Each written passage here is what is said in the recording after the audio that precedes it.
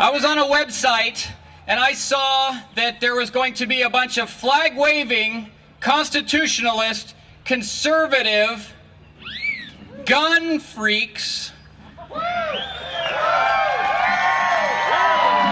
at rallies all over the United States. And these people, this was before the actual Crash the Tea Party website. This was on another anarchist website, and I thought it was very amusing because I don't have a problem with being around people like that. I like people like you. I like conservatives. I don't like people that want to wreck my country. I like people like you. You know, I believe the Second Amendment applies to everyone, and it applies for all time, as long as this country is here. I know, and to me, the idea that it could be anything else is just stupid.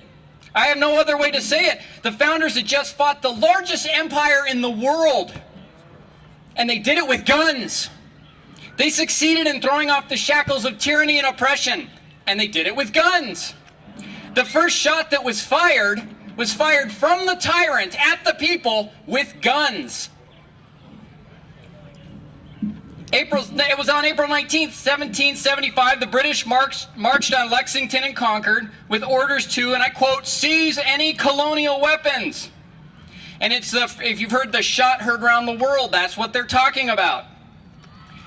So that was a year before, more than a year before, independence was declared in the United States by the colonists.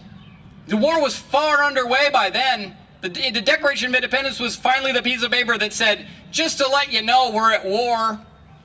Just thought you should know that. So the Constitution was drafted, and can you believe this? There was people that didn't believe that the first 10 amendments were necessary. You know, we don't really need those. Isn't that kind of common sense that we have free speech and religion and assembly? The right to petition the government for redress of grievances? Do we actually have any of those rights left, really? I can't say what I'm really thinking up here, and neither can you. So that's just, we don't have the right to assemble because we had to get a permit from the city. We had to ask for permission.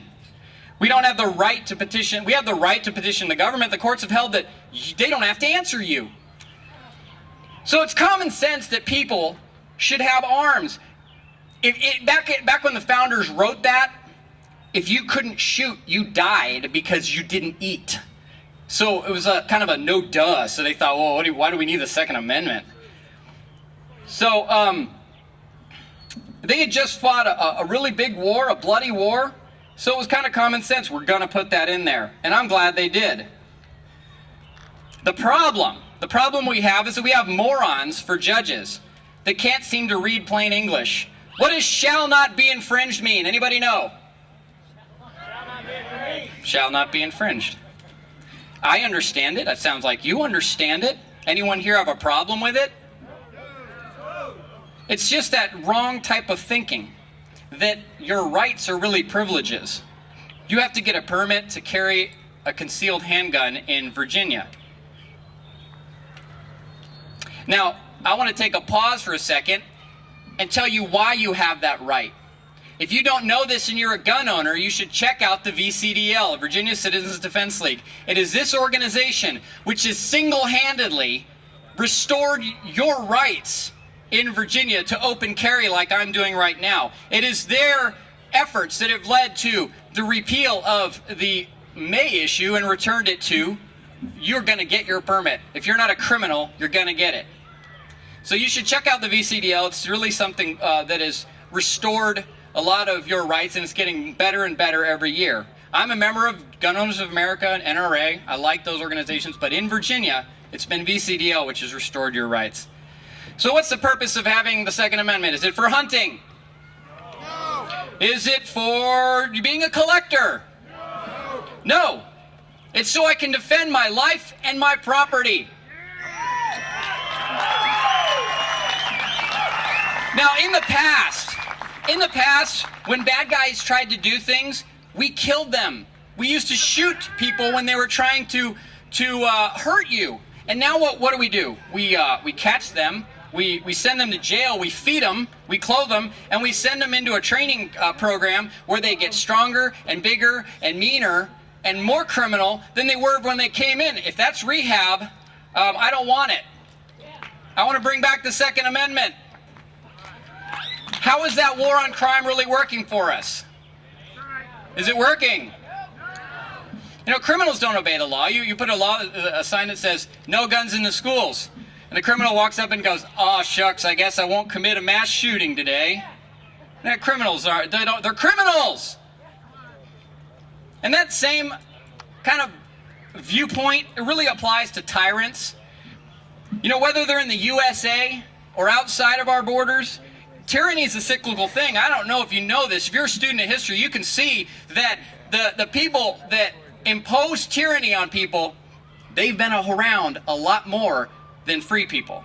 Tyrants have had their boot on the neck of people throughout history a lot longer than we've ever been under freedom. And who do they usually go after when they want to get started? The gun owners. The people with the swords, the people with the way to defend themselves. You know, there's 80 million of us with 200 million guns that are kind of like, try it. Really? Go ahead. Come on. And you know, I look at the administration we've got now, I don't think that's high on their list because they know that's what we're thinking. Try it. The Second Amendment exists to remind government who its master is. We the people. They serve us. We do not serve them. Let me ask you a question. When the IRS man comes knocking at your door with his new shotguns that they bought for him and his new handguns that they gave him, and he's going to knock and, hey, excuse me, sir, you didn't pay to fund abortion this year with your taxes, and you didn't buy the mandated health insurance, so we're going to take you off to jail. What will you do? Well, I can tell you that I would rather spill my blood in the defense of liberty than live under the shackles of tyranny, or worse, see my kids living under that.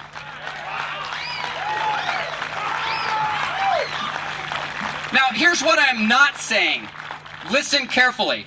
I am not saying grab your guns and run up to D.C. The founders were a very different people, and I'd be hard-pressed to find gun owners that shoot even once a month, let alone once a year. Most of the men that fought and died to secure liberty knew how to shoot. Like I've said, if you didn't shoot, you died because you didn't eat. Most of those same men had just fought and lived through 8 years of the French and Indian War. They knew how to fight in an army. And then there's us. So that's not what I'm saying. But I'm saying that we're not those same people, but you better learn real quick.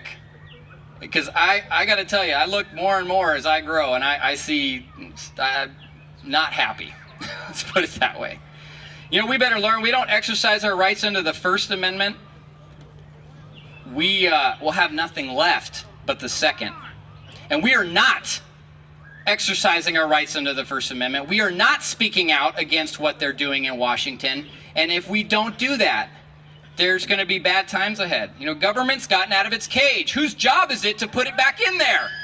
It's your job. You know, you have a choice in the coming months. All of you do. And people that may be watching later will be watching this video on YouTube. You have a choice.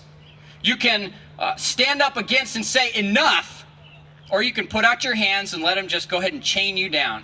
Because, hey, American Idol, man, that's way more important than actually going to a rally and you know, defending liberty. Oh, goodness gracious. The Gadsden flag, this one right here, that you see, and there's actually a bunch out here. It's the North American rattlesnake. You know, it's the only one I know that actually warns you that it's going to bite you.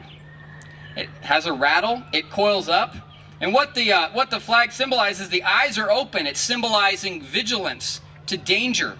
Hey, I'm keeping my eyes open, I'm watching you. It's coiled, it's ready to strike. And it's warning all those in proximity. It's saying, don't tread on me. We are that snake, every single one of you. And it's time for us to send a warning. Do not tread on us.